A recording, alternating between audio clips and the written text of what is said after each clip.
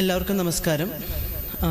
ആദ്യം തന്നെ ഇത്തരത്തിലുള്ള NRCയുടെ ആദ്യത്തെ സെമിനാറിന് എന്നെ സ്വാഗതം ചെയ്തതിനും ഇത്തരത്തിലുള്ളൊരു വിഷയം റൈസ് ഓഫ് വിസിബിലിറ്റി എന്നുള്ള ഒരു വിഷയം അവതരിപ്പിക്കാനായിട്ട് എന്നെ ഇങ്ങോട്ട് ക്ഷണിച്ചതിനും ആദ്യം തന്നെ സംഘാടകരോട് നന്ദി അറിയിക്കുകയാണ്.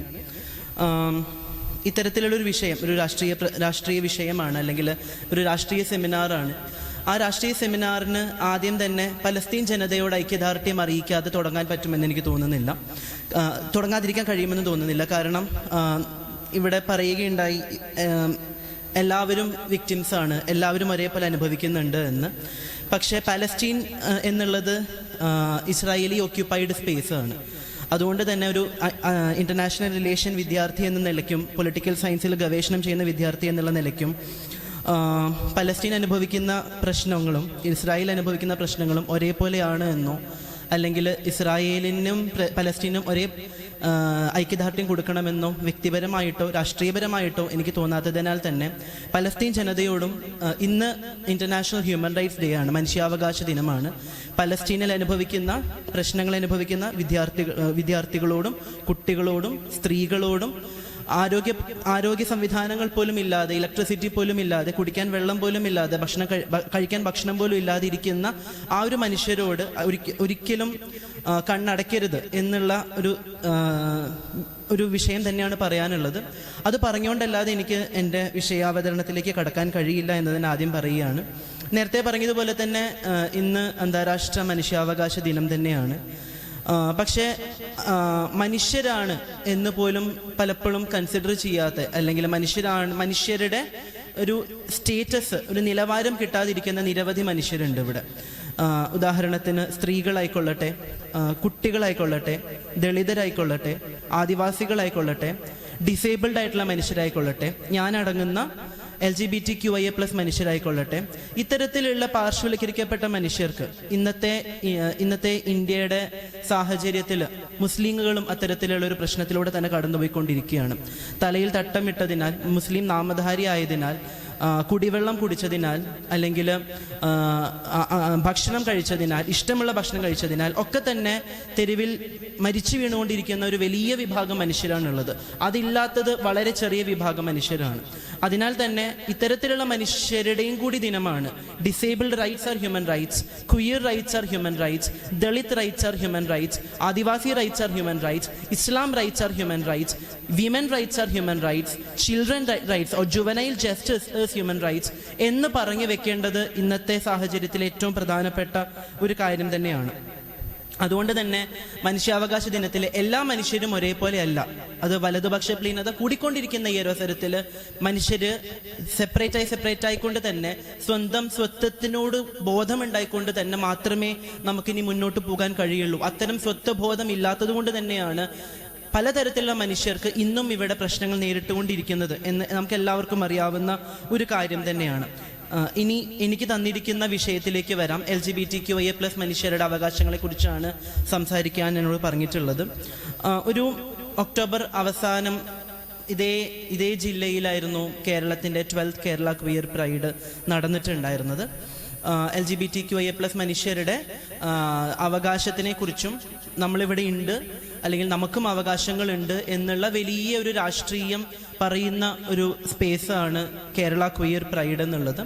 അപ്പോൾ 12th കേരള ക്വീർ പ്രൈഡ് നടന്ന അതേ ജില്ലയിൽ തന്നെ വീണ്ടും സമാനമായിട്ടുള്ള ഒരു വിഷയാവതരണം നടത്താൻ കഴിയുന്നതിൽ ഒരുപാട് സന്തോഷമുണ്ട്. ഇതേപോലെ തന്നെ ഒരു മനുഷ്യാവകാശ ദിനത്തിലാണ് അന്നത്തെ യുണൈറ്റഡ് നേഷൻസിൻ്റെ സെക്രട്ടറി ജനറൽ ആയിട്ടുള്ള ആന്റോണിയോ ഗുട്രസ് പറഞ്ഞത്, പലതരത്തിലുള്ള റേഷ്യൽ ഡിസ്ക്രിമിനേഷൻ, വർഗത്തിൻ്റെ പേരിലും വർണ്ണത്തിൻ്റെ പേരിലും ഒക്കെ തന്നെ പ്രശ്നങ്ങൾ നേരിട്ടുകൊണ്ടിരിക്കുന്ന ഒരു സമാന പോലെ തന്നെയാണ് സെക്ഷൽ ഓറിയന്റേഷൻ, ഒരു ലൈംഗിക ആഭിമുഖ്യം ഉണ്ടായതിനാൽ, അല്ലെങ്കിൽ ഒരു ജെൻഡർ ഐഡന്റിറ്റി ഉണ്ടായതിനാൽ, ഒരു പ്രത്യേകതരം സെക്സ് ക്യാരക്ടറിസ്റ്റിക്സിൽ ജനിച്ചതിനാൽ, ലിംഗത്തിൽ ജനിച്ചതിനാൽ ഒക്കെ തന്നെ നേരിടുന്ന പ്രശ്നങ്ങളുണ്ട്. അങ്ങനെയുള്ള പ്രശ്നങ്ങളെ കൂടി തരണം ചെയ്തുകൊണ്ടായിരിക്കണം ഇനി അങ്ങോട്ടുള്ള ഐക്യരാഷ്ട്രസഭയുടെ പ്രവർത്തനങ്ങൾ മുന്നോട്ട് പോവാൻ എന്നാണ് അന്ന് അന്റോണിയോ ഗുട്രസ് പറഞ്ഞിട്ടുണ്ടായിരുന്നത്. അപ്പോൾ അന്റോണിയോ ഗുട്രസ് പറഞ്ഞ 2018 പറഞ്ഞത്. അന്ന് പറഞ്ഞതിനെക്കാട്ടിലും ഒട്ടും തന്നെ മുന്നോട്ട് ഇന്നും ഇത്തരത്തിലുള്ള മനുഷ്യരുടെ, അതായത് ലെസ്ബിയൻസ് ആയിക്കൊള്ളട്ടെ, ഗേസ് ആയിക്കൊള്ളട്ടെ, ബൈസെക്ഷൽസ് ആയിക്കൊള്ളട്ടെ, ട്രാൻസ്ജെൻഡർ മനുഷ്യരായിക്കൊള്ളട്ടെ, ഇന്റർസെക്സ് മനുഷ്യരായിക്കൊള്ളട്ടെ, ഇത്തരത്തിലുള്ള നിരവധി മനുഷ്യർ ക്വീർ എന്നുള്ള ഒരു രാഷ്ട്രീയ ഐഡന്റിറ്റി, പൊളിറ്റിക്കൽ ഐഡന്റിറ്റിയിൽ നിൽക്കുന്ന ഒരു മനുഷ്യരുടെ പ്രശ്നങ്ങൾ ഒരിക്കലും തന്നെ അഡ്രസ്സ് ചെയ്യപ്പെടാതെയാണ് ഇന്നും നമ്മൾ ഓരോ ഇത്തരത്തിലുള്ള സ്പേസുകൾ മുന്നോട്ട് പോയിക്കൊണ്ടിരിക്കുന്നത്. അപ്പൊ റൈസ് ഓഫ് വിസിബിലിറ്റി എന്നാണ് പറഞ്ഞിട്ടുള്ളത്. അപ്പൊ എങ്ങനെയാണ് ഒരു റൈസ് ഉണ്ടായിട്ടുള്ളത്, ഇത്തരത്തിലുള്ള മനുഷ്യരുടെ വിസിബിലിറ്റി ഉണ്ടായിട്ടുള്ളത് എന്നുള്ളത് നമുക്ക് തുടങ്ങാം. ഒരു വിസിബിലിറ്റി ഉണ്ടാവുക എന്ന് പറയുമ്പോൾ അവിടെ എവിടെയാണ് അദൃശ്യരായിട്ടുള്ളത്? വിസിബിലിറ്റി എന്ന് പറഞ്ഞാൽ ദൃശ്യതയാണല്ലോ. എപ്പോൾ മുതലാണ് ഇത്തരത്തിലുള്ള മനുഷ്യർ അദൃശ്യരായിക്കൊണ്ടിരിക്കുന്നത് എന്നുള്ളത് ചരിത്രത്തിൽ കൃത്യമായി പറഞ്ഞിട്ടുണ്ട്. 1960 തുടക്കത്തിൽ, 57-60 തുടക്കത്തിലാണ്, 60-61 കാലഘട്ടത്തിലാണ് LGBT, അതായത് ഇന്ത്യയിൽ ബ്രിട്ടീഷ് ഭരണം ആദ്യം മുന്നോട്ട് വരുന്നത്. ആ ബ്രിട്ടീഷ് ഭരണം മുന്നോട്ട് വന്നതിന് ശേഷമാണ് 2 പ്രധാനപ്പെട്ട ആക്ടുകൾ വന്നിട്ടുണ്ടായിരുന്നത്. ട്രൈബൽ ക്രിമിനൽ ആക്ടും സമാനമായിക്കൊണ്ട് തന്നെ മറ്റൊരു ആക്ടും വന്നിട്ടുണ്ടായിരുന്നു. ആ 2 ആക്ടിലൂടെയാണ് ട്രാൻസ്ജെൻഡർ മനുഷ്യരും ഹോമോസെക്ഷൽ മനുഷ്യരും ക്രിമിനൽസായി മാറുന്നത്. എത്ര പേർക്ക് അറിയാമെന്ന് എനിക്കറിയില്ല. IPC 377 എന്ന് പറയുന്ന ഒരു വളരെ തെറ്റായിക്കൊണ്ടുള്ള ഒരു ആക്ട് നമ്മുടെ രാജ്യത്ത് 1960-61 കാലഘട്ടത്തിൽ വരികയുണ്ടായി. അതിലൂടെയാണ് ഹോമോസെക്ഷൽ മനുഷ്യരും ട്രാൻസ്ജെൻഡർ മനുഷ്യരും ക്രിമിനൽസായി മാറുന്നത്. അതിനു മുന്നേ തന്നെ നമ്മൾ ചരിത്രങ്ങളൊക്കെ പരിശോധിക്കുകയാണെങ്കിൽ തന്നെ വളരെ കൃത്യമായിട്ട് നമുക്ക് കാണാൻ കഴിയുന്നുണ്ട് ഇത്തരത്തിലുള്ള പേരുകൾ. ഗേസ് എന്ന് പറയുന്ന, അല്ലെങ്കിൽ ലെസ്ബിയൻസ് എന്ന് പറയുന്ന, ട്രാൻസ്ജെൻഡർ എന്ന് പറയുന്ന പേരുകളൊന്നും തന്നെ നമുക്ക് കാണാൻ കഴിയുന്നുണ്ടാവില്ല. പക്ഷെ കഥകളിലും കവിതകളിലും ചരിത്രത്തിലും വളരെ കൃത്യമായി കൊണ്ട് തന്നെ ഇത്തരത്തിലുള്ള വ്യക്തികളെ നമുക്ക് കാണാൻ കഴിയുന്നുണ്ട്. ഉദാഹരണത്തിന് റൂമി എന്ന് പറയുന്ന ഒരു കവി, പലർക്കും അറിയാവുന്ന ഒരു വളരെ മനോഹരമായിക്കൊണ്ട് തന്നെ പ്രണയത്തിനെ കുറിച്ചൊക്കെ പറഞ്ഞിട്ടുള്ള ഒരു വലിയൊരു കവിയാണ്. അദ്ദേഹത്തിന്റെ കവിതകളിലൊക്കെ തന്നെ വളരെ മനോഹരമായിക്കൊണ്ട് അദ്ദേഹത്തിന്റെ ചുറ്റുമുള്ള മനുഷ്യരെ വളരെ ഭയങ്കര സ്നേഹത്തോടുകൂടി, പ്രണയത്തോടുകൂടി കാണുന്ന ഒരു കാര്യം നമുക്ക് കാണാൻ കഴിയുന്നുണ്ട്. അതെത്ര മനോഹരമായി കൊണ്ടാണ് നമുക്ക് കാണാൻ കഴിയുന്നത്. പക്ഷെ അദ്ദേഹത്തിന്റെ ചരിത്രം നോക്കുകയാണെങ്കിൽ, അദ്ദേഹത്തിന്റെ ശിഷ്യന്മാരെ കുറിച്ചും ഒക്കെ തന്നെ നോക്കുകയാണെങ്കിൽ അവരോടുള്ള ഇഷ്ടമായിരുന്നു ആ കവിതകളിലൊക്കെ നമുക്ക് കാണാൻ കഴിയുന്നത്. അതൊക്കെ നമുക്ക് ഈ സോക്കോൾ ഹോമോ ഇറോട്ടിസിസത്തിലേക്ക് നമുക്ക് കണക്ട് ചെയ്യാൻ കഴിയുന്നതാണ്. അതേപോലെ തന്നെയാണ് അമീർ ഖുസ്രു എന്ന് പറയുന്ന, സമാനമായിക്കൊണ്ട് പ്രണയത്തിനെ ഒക്കെ കുറിച്ച് എഴുതിയിട്ടുള്ള ഒരു കവിയാണ് അമീർ ഖുസ്രു എന്ന് പറയുന്നത്. അപ്പൊ അമീർ ഖുസ്രുവിന്റെ എല്ലാ കവിതകളും നോക്കുകയാണെങ്കിൽ നിസാമുദ്ദീനെ കുറിച്ചാണ് എഴുതിയിരിക്കുന്നത്. നിസാമുദ്ദീന്റെ പേഴ്സണാലിറ്റിയെ കുറിച്ച്, നിസാമുദ്ദീന്റെ ഐഡന്റിറ്റിയെ കുറിച്ച്, നിസാമുദ്ദീനും അമീർ ഖുസ്രുവും തമ്മിലുള്ള ബന്ധത്തെക്കുറിച്ച് ഒക്കെ തന്നെയാണ് ഭയങ്കര രസമായിട്ട് എഴുതിയിട്ടുള്ളത്. അപ്പൊ ഇത്തരത്തിലുള്ള കുറെ ആൾക്കാരുടെയും ഇത്തരത്തിലുള്ള കുറെ, ഇപ്പം നിസാമുദ്ദീൻ ദർഗയിൽ പോയിട്ടുണ്ടെങ്കിൽ എത്ര പേര് പോയിട്ടുണ്ടെന്ന് അറിയില്ല. ഡൽഹിയിലാണ് നിസാമുദ്ദീൻ ദർഗ ഉള്ളത്.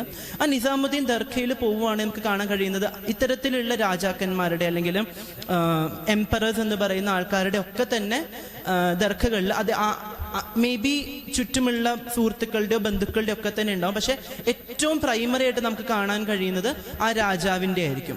പക്ഷെ നിസാമുദ്ദീൻ ദർഗയിൽ നമുക്ക് ഏറ്റവും ആദ്യം കാണാൻ കഴിയുന്നത് അമീർ ഖുസ്രുവിനെയാണ്. അപ്പൊ അവിടെ നമുക്ക് നിസാമുദ്ദീന്റെയും അമീർ ഖുസ്രുവിന്റെയും സ്നേഹത്തിനെ കുറിച്ചും പ്രണയത്തിനെ കുറിച്ചും അല്ലെങ്കിൽ അടുപ്പത്തിനെ കുറിച്ചും ഒക്കെ തന്നെ നമുക്ക് കാണാൻ കഴിയുന്നുണ്ട്. അപ്പൊ ഇത്തരത്തിലുള്ള നിരവധി ഉദാഹരണങ്ങൾ നമ്മുടെ ചുറ്റുമുണ്ട്. ഇപ്പൊ നമ്മൾ ഈ സംസാരിച്ചുകൊണ്ടിരിക്കുമ്പോൾ കാതൽ എന്ന് പറയുന്ന വളരെ മലയാള സിനിമയിൽ തന്നെ ഏറ്റവും പ്രധാനപ്പെട്ട ഒരു ചരിത്രമായി മാറിക്കൊണ്ടിരിക്കുന്ന ഒരു സിനിമയാണ് കാതൽ എന്ന് പറയുന്നത്. മമ്മൂട്ടിനെ പോലെയുള്ള വളരെ എസ്റ്റാബ്ലിഷ്ഡ് ആയിട്ടുള്ള ഒരു ആക്ടർ ഇത്രയും മനോഹരമായിക്കൊണ്ട് തന്നെ ചെയ്തിട്ടുള്ള റോളും അതിന് വളരെ ബാക്ക് ചെയ്യാനുള്ള വളരെ സ്ട്രോങ് ആയിട്ടുള്ള ഒരു സ്ക്രിപ്റ്റും ഒക്കെ തന്നെയുണ്ട്. അപ്പൊ അത്തരത്തിലുള്ള കുറെ ആൾക്കാർ നമുക്ക് ചുറ്റും ഉണ്ട് എന്നുള്ളതിൻ്റെ ഒരു തെളിവും കൂടിയാണ് കാതൽ എന്ന് പറയുന്നത്. അപ്പം ഇൻവിസിബിൾ എങ്ങനെയായി എന്ന് പറയുമ്പോൾ ഇത്തരത്തിലൊരു ആക്ട് വന്നതോടുകൂടി IPC 377 പോലുള്ള ഒരു ആക്ട് 1860-61 വന്നതോടുകൂടിയാണ് ഇത്തരത്തിലുള്ള മനുഷ്യർ, അതായത് വളരെ കൊളോണിയൽ ആയിക്കൊണ്ടുള്ള, വളരെ വെസ്റ്റിൽ നിന്ന്, അതായത് ഇന്ത്യ ബ്രിട്ടീഷ് ഭരണത്തിന് വന്നതിന് ശേഷം വെസ്റ്റേൺ റൂൾ ആയിരുന്നല്ലോ ഇന്ത്യയിൽ ഉണ്ടായിരുന്നത്. അപ്പോൾ ആ വെസ്റ്റേൺ റൂളിന് ശേഷം മാത്രം ഇൻവിസിബിളായ അദൃശ്യരായ ഒരു വിഭാഗം മനുഷ്യരാണ് ഈ പറയുന്ന LGBTQIA+ മനുഷ്യരെന്ന് പറയുന്നത്. അതുവരെ ചരിത്രത്തിൽ എന്നും ഉണ്ടായിരുന്ന, ഇപ്പം സമാനമായിക്കൊണ്ട് തന്നെ നമുക്ക് ജയ്പൂരൊക്കെയുള്ള ഒരു ജയ്പൂർ രാജവംശത്തിലൊക്കെ അവിടെ കൃത്യമായിട്ട് അവരുടെ കോർട്ടുകളിൽ ട്രാൻസ്ജെൻഡർ മനുഷ്യരുണ്ടായിരുന്നു. ഇത്തരത്തിലുള്ള ആൾക്കാർ നമുക്ക് കാണാതെ പോയത്, അദൃശ്യരായി പോയത്, അവിടെ നിന്നുള്ള പോരാട്ടങ്ങളായിരുന്നു കാലമെമ്പാടും ഉണ്ടായിട്ടുള്ളത്. അപ്പം 1961 ശേഷം അങ്ങനെയുള്ള വലിയ വിഭാഗം മനുഷ്യരുണ്ടാവാതെ പോവുകയും 1947 ഇന്ത്യക്ക് സ്വാതന്ത്ര്യം കിട്ടിയതിനു ശേഷം ഈ ഒരു മനുഷ്യര് വീണ്ടും പോരാട്ടത്തിലേക്ക് വരികയാണ് ഉണ്ടായത്. ഇപ്പം ഇന്ത്യ മാത്രമല്ല, മറ്റെല്ലാ രാജ്യങ്ങളും അങ്ങനെ തന്നെയാണ്. ഇപ്പം സെക്കൻഡ് വേൾഡ് വാർ അതിന്റെ അവസാനത്തിലേക്ക് എത്തിക്കാനുണ്ടായിരുന്ന ഏറ്റവും പ്രധാനപ്പെട്ട ഒരു കണ്ടുപിടുത്തം എന്ന് പറയുന്നത് കോഡിംഗ് തന്നെയാണ്. പക്ഷെ എത്ര പേർക്കറിയാം കോഡിംഗ് കണ്ടുപിടിച്ച അലൻ ട്യൂറിംഗ് എന്ന് പറയുന്നത് ഒരു ഗേ ആയ ഒരു വ്യക്തിയായിരുന്നു. നമ്മൾ ശാസ്ത്രത്തെ കുറിച്ച് കൂടിയാണ് സംസാരിക്കുന്നത്. ശാസ്ത്രത്തിലും ഇത്തരം വ്യക്തികളുണ്ട്, സയന്റിസ്റ്റുകൾ ഇത്തരം വ്യക്തികളുണ്ട്. അലൻ ട്യൂറിംഗിന്റെ മരണം എന്ന് പറയുന്നത് അദ്ദേഹം ഒരു ഗേ ആയതുകൊണ്ട് മാത്രം അദ്ദേഹത്തിന്റെ ജീവിതം അവസാനിപ്പിക്കേണ്ടി സിസ്റ്റം അദ്ദേഹത്തിന്റെ ജീവിതം അവസാനിപ്പിക്കുകയാണ് ചെയ്യുന്നത്. അലൻ ട്യൂറിംഗിന്റെ കണ്ടുപിടുത്തം എല്ലാ കാലവും ഏറ്റവും പ്രധാനപ്പെട്ട സയന്റിഫിക് കണ്ടുപിടുത്തമാവുകയും അദ്ദേഹത്തിന്റെ കണ്ടുപിടുത്തത്തിന്റെ ഒപ്പം തന്നെ അദ്ദേഹം ആരായിരുന്നു എന്ന് പറയാൻ ചരിത്രം മറന്നിട്ടുണ്ട് എന്നുള്ളതാണ്. അവിടെയാണ് 2018 IPC 377 ഡീക്രിമിനലൈസ് ചെയ്തുകൊണ്ട് സുപ്രീം കോടതി, ഇന്ത്യയുടെ സുപ്രീം കോടതിയുടെ വിധിയിൽ ഏറ്റവും പ്രധാനപ്പെട്ട ഒരു വാക്യമുണ്ട് ഇന്ദു മൽഹോത്ര പറഞ്ഞത്, history of an apology to this community and their family എന്നുള്ളത്. ചരിത്രം ഈ സമൂഹത്തിനോടും ഈ സമൂഹത്തിന്റെ കുടുംബത്തോടും മാപ്പ് പറയുന്നു എന്നുള്ളതാണ് പറഞ്ഞിട്ടുണ്ടായിരുന്നത്. അപ്പൊ ഇത്തരത്തിലുള്ള ചരിത്രം എല്ലാ കാലവും മാറ്റി വെച്ച ഒരു സമൂഹമായതുകൊണ്ടാണ് ഇൻവിസിബിളൈസ് ആയി പോയത്. റൈസ് ഓഫ് ഇൻവിസിബിലിറ്റി എന്ന് പറയുമ്പോൾ ഇൻവിസിബിളൈസ് ആയി പോയത് അങ്ങനെയാണ്. അപ്പം 1960കളിലാണ് ഇന്ത്യയിലെ തന്നെ ഏറ്റവും പ്രധാനപ്പെട്ട ഒരു പോരാട്ടം എന്നുള്ള വണ്ണം സ്റ്റോൺവാൾ റൈറ്റ്. അമേരിക്കയിലെ സ്റ്റോൺവാൾ എന്ന് പറയുന്ന കഫേയിൽ വളരെ സ്വതന്ത്രമായിക്കൊണ്ട് തന്നെ തന്റെ സ്വത്വം ആഘോഷിച്ചിരുന്ന ഒരു വിഭാഗം മനുഷ്യരായിരുന്നു ലെസ്ബിയൻ, ഗേ, ബൈസെക്ഷൽ, ട്രാൻസ്ജെൻഡർ വ്യക്തികൾ. അവിടേക്ക് വളരെ മോശമായിക്കൊണ്ടുള്ള അന്നത്തെ അമേരിക്കൻ ഭരണകൂടത്തിന്റെ ഏറ്റവും മോശം ഒരു റെയ്ഡ് ഉണ്ടായിരുന്നു. ഈ മനുഷ്യരുടെ സ്വതന്ത്രമായിട്ട് അവര് ഒരു കഫേയിൽ, ഒരു ചെറിയ ഇതേപോലെ ഒരു മുറിയില്, ഒരു ചെറിയ കഫേയില് അവരായിക്കൊണ്ട് ആഘോഷിക്കുന്നിടത്തേക്ക് പോലീസ് വളരെ ക്രൂരമായിക്കൊണ്ടുള്ള ഒരു റെയ്ഡ് നടത്തുകയും അവരെ തല്ലിച്ചതയ്ക്കുകയും ചവിട്ടുകയും ചെയ്തതിനു ശേഷമാണ് ഒരു അമേരിക്കൻ ബ്ലാക്ക് ട്രാൻസ്ജെൻഡർ വുമൻ, മാർഷ എന്ന് പറയുന്ന ഒരു ട്രാൻസ്ജെൻഡർ വുമൻ പറയും, ഇനി നമ്മൾ അനുഭവിക്കേണ്ടതില്ല. അതൊരു ബ്ലാക്ക് ഫെമിനിസ്റ്റ് മൂവ്മെന്റും കൂടിയായിരുന്നു. ബ്ലാക്ക് ഫെമിനിസ്റ്റ് മൂവ്മെന്റുകളൊക്കെ തന്നെ മാറ്റി നിർത്തപ്പെട്ട ഒരു വ്യക്തിയാണ് മാർഷ എന്ന് പറയുന്നത്. 1% കുഞ്ഞുങ്ങളാണ് ഇന്റർസെക്സ് ആയിട്ട് ജനിക്കുന്നത്. അപ്പൊ അത്തരം കുഞ്ഞുങ്ങളുണ്ട്. നമ്മുടെ രാജ്യം എന്ന് പറയുന്നത് വയറ്റിലുള്ള കുഞ്ഞിന് പോലും അവകാശമുള്ള ഒരു രാജ്യമാണ്. പക്ഷേ അതൊരു ഇന്റർസെക്സ് കുഞ്ഞാണെങ്കിൽ ജനിച്ച് വീണ ഉടനെ 2 ഓർഗനോട് കൂടിയാണ് ജനിക്കുന്നത് എങ്കിൽ ജെനിറ്റൽ മ്യൂട്ടിലേഷൻ എന്ന് പറയുന്ന അത്രമാത്രം ഹീനമായിട്ടുള്ള കർത്തവ്യത്തിന് പോലും ഇരയാവുന്ന നിരവധി കുഞ്ഞുങ്ങളുണ്ട്. മദ്രാസ് ഹൈക്കോടതി 2017 തോന്നുന്നു, ഇയർ ഞാൻ ചെറുതായിട്ട് മറന്നു, 2017 തന്നെയാണെന്നാണ് തോന്നുന്നത്, മദ്രാസ് ഹൈക്കോടതി വലിയൊരു വിധി പറഞ്ഞിട്ടുണ്ടായിരുന്നു. ജെനിറ്റൽ മ്യൂട്ടിലേഷൻ ബാൻ ചെയ്യണമെന്ന് പറഞ്ഞുകൊണ്ടുള്ള വലിയൊരു വിധി കൊണ്ടുവന്നിട്ടുണ്ടായിരുന്നു. കാരണം 18 വയസ്സിന് ശേഷം ആ കുഞ്ഞ് തീരുമാനിക്കും എന്ത് സെക്സ് വേണം ആ കുഞ്ഞിന് എന്നുള്ളത്. അത്രമാത്രം അവകാശങ്ങളുള്ള ഒരു രാജ്യമാണ് ഇന്ത്യ എന്നുള്ളത്. പക്ഷെ ഇന്നും ജെനിറ്റൽ മ്യൂട്ടിലേഷൻ കടന്നു പോകുന്നുണ്ട്. അപ്പൊ അങ്ങനെ കാലങ്ങൾ ചെന്ന് LGBT എന്നുള്ളത് മാറി LGBTI ആയി മാറി. Q എന്ന് പറയുന്ന ക്വീർ എന്ന് പറയുന്ന ഒരു ഐഡന്റിറ്റി.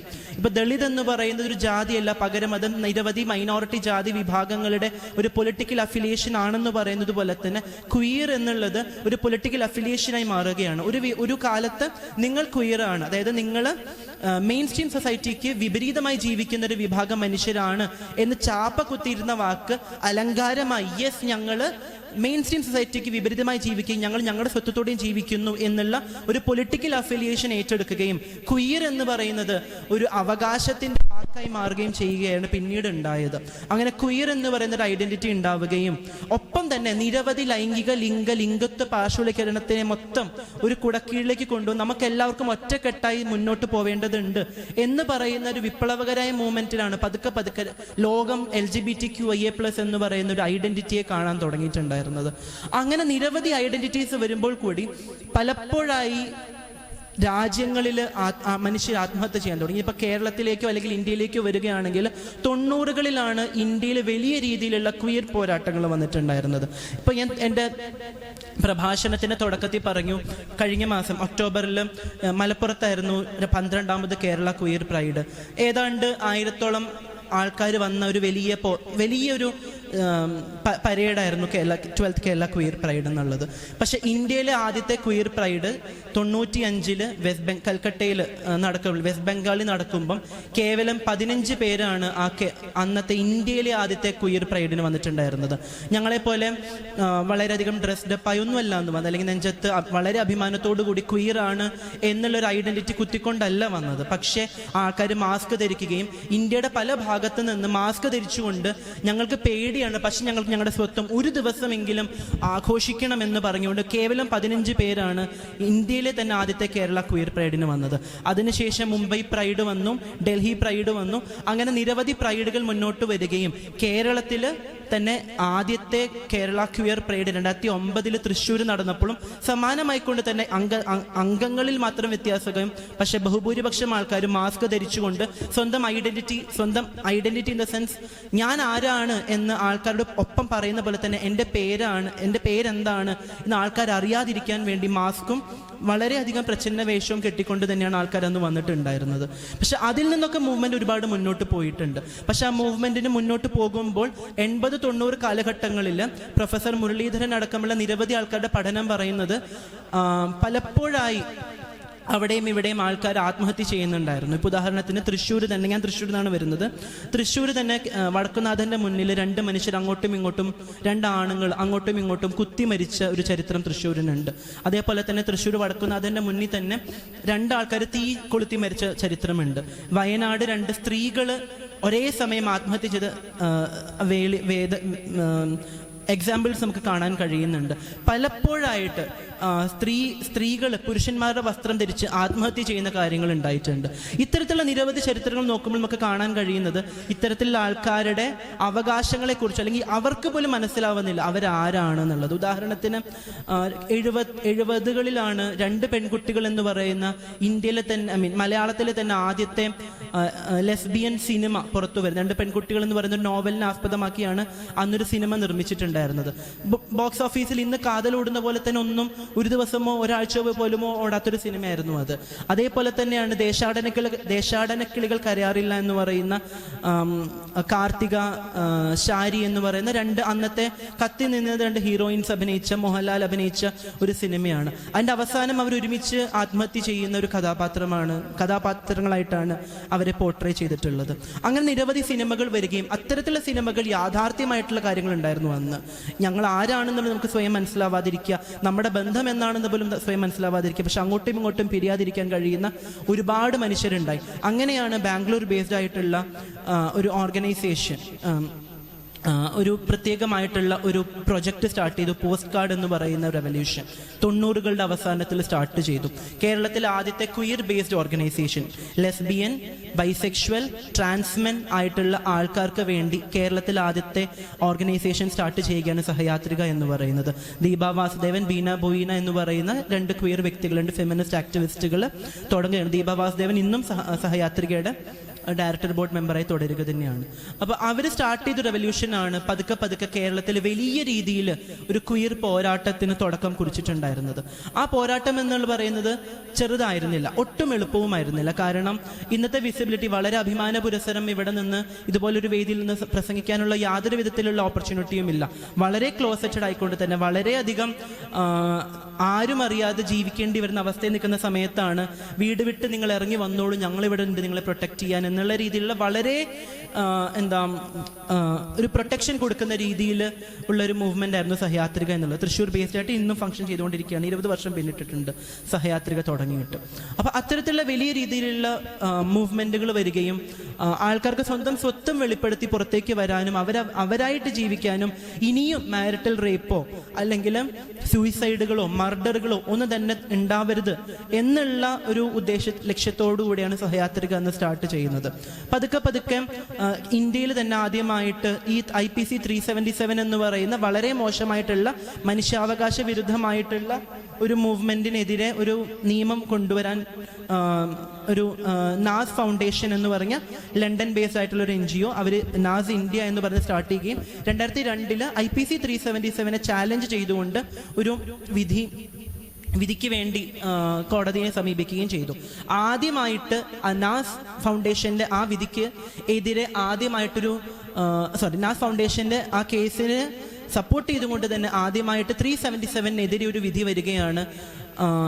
IPC 377 ഡീക്രിമിനലൈസ് ചെയ്യണമെന്ന് പറഞ്ഞ് ഡൽഹി ഹൈക്കോടതി ഒരു ചെറിയ വിധി കൊണ്ടുവന്നു. പക്ഷേ 2011 സുപ്രീം കോടതി അതിനെ ക്വാഷ് ചെയ്യുകയാണ് ഉണ്ടായത്. പക്ഷേ അത് വലിയ രീതിയിലുള്ളൊരു പ്രതീക്ഷ ഉണ്ടാക്കുകയാണ് ചെയ്തത്. അപ്പോഴേക്ക് തന്നെ ക്യാമ്പസുകളിൽ ചെറുതും വലുതുമായിട്ടുള്ള ഡിസ്കഷനുകൾ എല്ലാ കാലത്തും പറയുന്നത് പോലെ തന്നെ ഇത്തരം എല്ലാ രീതിയിലുമുള്ള വിപ്ലവങ്ങൾ തുടങ്ങിയിട്ടുള്ളത് കലാലയങ്ങളിൽ നിന്ന് തന്നെയാണ്.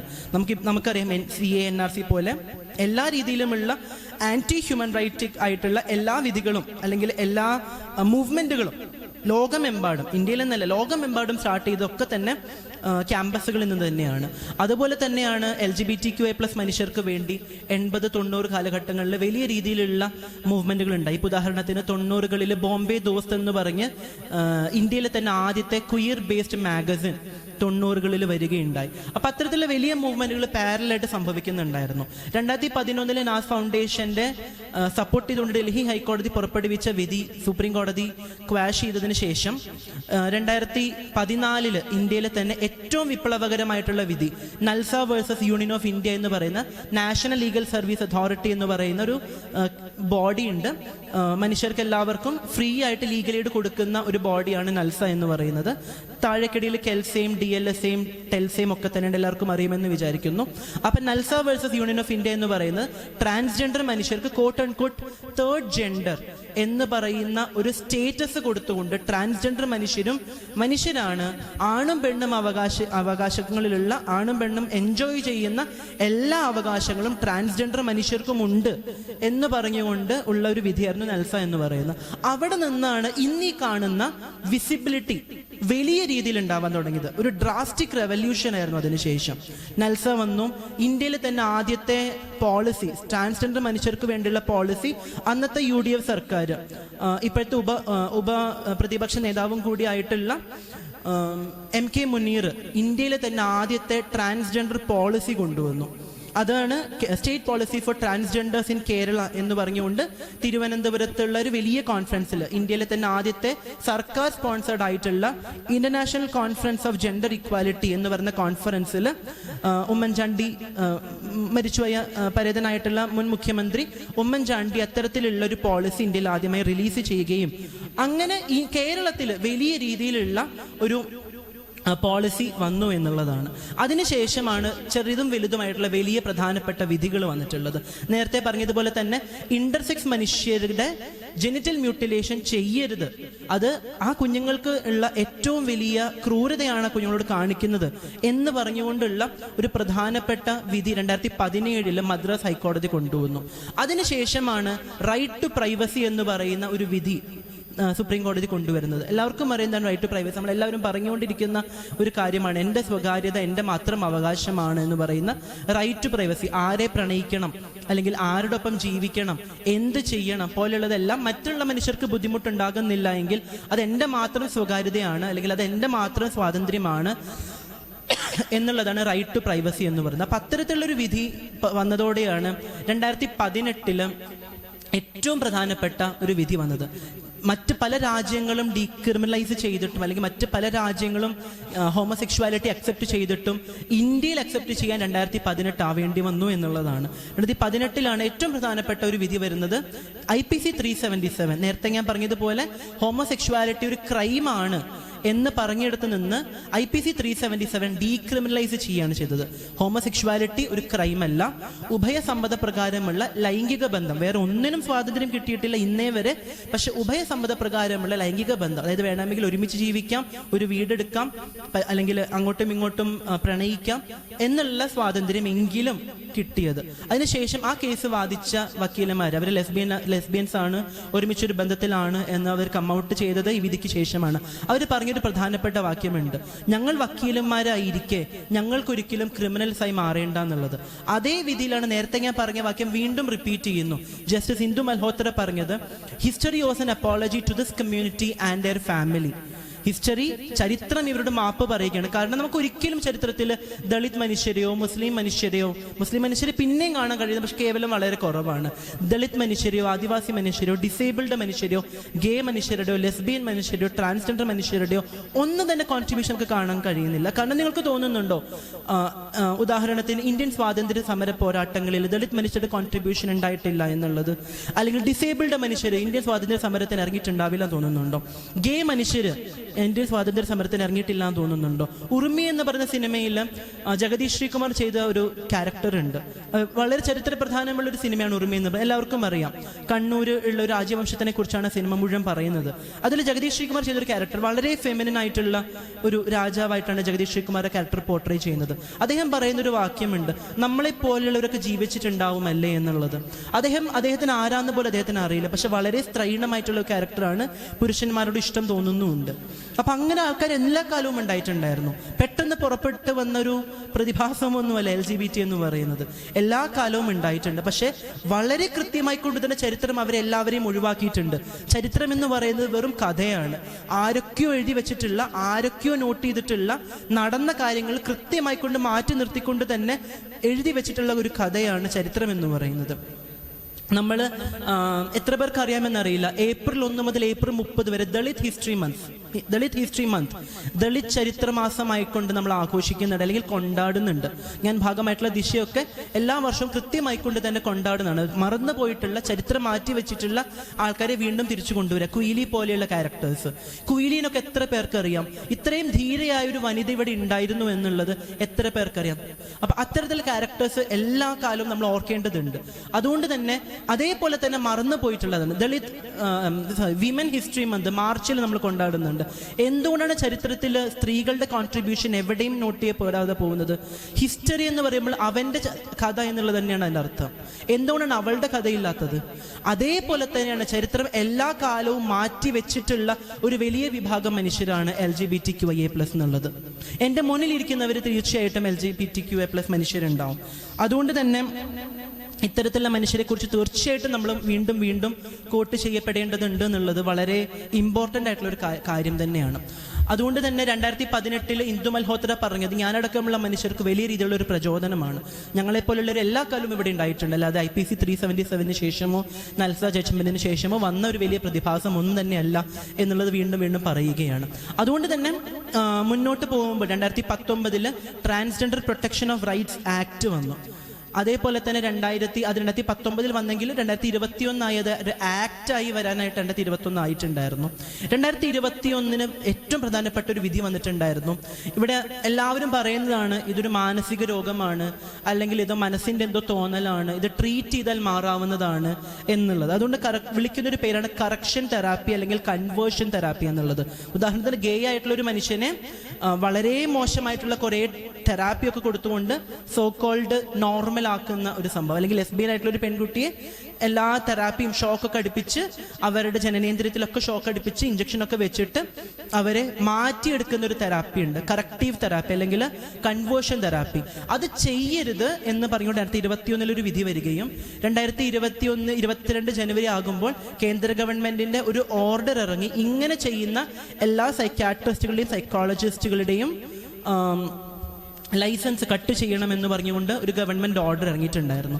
ഇന്ത്യൻ സൈക്യാട്രിക് അസോസിയേഷനും അമേരിക്കൻ സൈക്യാട്രിക് അസോസിയേഷനും നിരവധി തവണ പറഞ്ഞിട്ടുണ്ട് ഇതൊരു തെറ്റായിട്ടുള്ളൊരു കാര്യമല്ല എന്നുള്ളത്, ഇത് വളരെ നോർമൽ ആയിട്ടുള്ളൊരു കാര്യമാണ് എന്ന് കൃത്യമായിട്ട് പറഞ്ഞിട്ടും ഇവിടെയുള്ള മെഡിക്കൽ സയൻസിനോ അല്ലെങ്കിൽ ഇവിടെയുള്ള മതസ്ഥാപനങ്ങൾക്കോ മതപണ്ഡിതർക്കോ ഒരിക്കലും അക്സെപ്റ്റ് ചെയ്യാൻ കഴിയാത്ത, അതിനുപരി യാഥാസ്ഥിക ചിന്താഗതിക്കാർ, ഞാൻ ഒരിക്കലും ഇതിനെ മതത്തിൻ്റെ പേരിലേക്ക് മാത്രം ഇടില്ല, അല്ലെങ്കിൽ ഇതിനൊരിക്കലും മനഃശാസ്ത്രത്തിൻ്റെ പേരിലേക്ക് മാത്രം ഇടില്ല.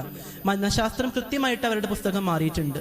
അല്ലെങ്കിൽ മതസ്ഥാപനങ്ങൾ ഒക്കെ തന്നെ ഇതിനെ അക്സെപ്റ്റ് ചെയ്യണം എന്ന് പറയും. ഉദാഹരണത്തിന് പോപ്പ് എല്ലായ്പ്പോഴും പറഞ്ഞുകൊണ്ടിരിക്കുന്നുണ്ട്, ക്രിസ്ത്യാനിറ്റി എല്ലാ തവണയും പറഞ്ഞുകൊണ്ടിരിക്കുന്നുണ്ട് അക്സെപ്റ്റ് ചെയ്യണം എന്നുള്ളത്.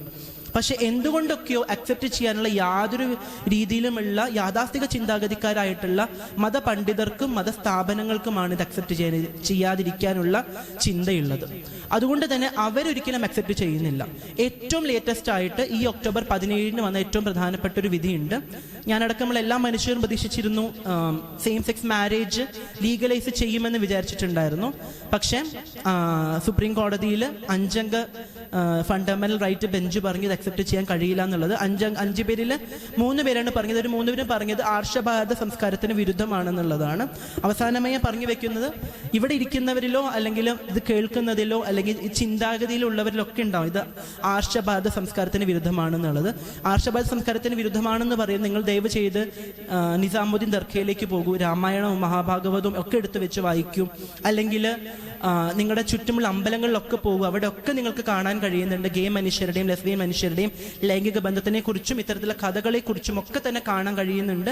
എല്ലാ മതസ്ഥാപനങ്ങളിലും എല്ലാ മതങ്ങളിലും ഇത്തരത്തിലുള്ള വ്യക്തികൾ ഉണ്ടായിട്ടുണ്ട് എന്ന് മാത്രം പറഞ്ഞുകൊണ്ട് ഇനിയും മുന്നോട്ട് സാമൂഹ്യനീതി പുലരണമെങ്കിൽ എല്ലാ വിഭാഗം മനുഷ്യർക്കും അവകാശങ്ങളും അവരുടെ എല്ലാവരുടെയും അടിസ്ഥാനപരമായിട്ടുള്ള എല്ലാ ആവശ്യങ്ങളും അംഗീകരിക്കണം. സെയിം സെക്സ് മാരേജ് പോലെയുള്ള കാര്യങ്ങൾ ഇനി മുന്നോട്ട് വരണം. ട്രാൻസ്ജെൻഡർ മനുഷ്യർക്ക് റിസർവേഷൻ കൊണ്ടുവരണം. എല്ലാ ആൾക്കാർക്കും എല്ലാ രീതിയിലുമുള്ള സ്വാധീനം കിട്ടുന്നത് വരെ തന്നെ ഒരിക്കലും ഇൻഡിപെൻഡന്റ് അല്ല ഇതിവിടെയുള്ള മനുഷ്യർ എന്ന് മാത്രം പറഞ്ഞുകൊണ്ട് തൽക്കാലം എൻ്റെ പ്രസംഗം ഇവിടെ നിർത്തുന്നു. ജയ് ഭീം, ലാൽ സലാം.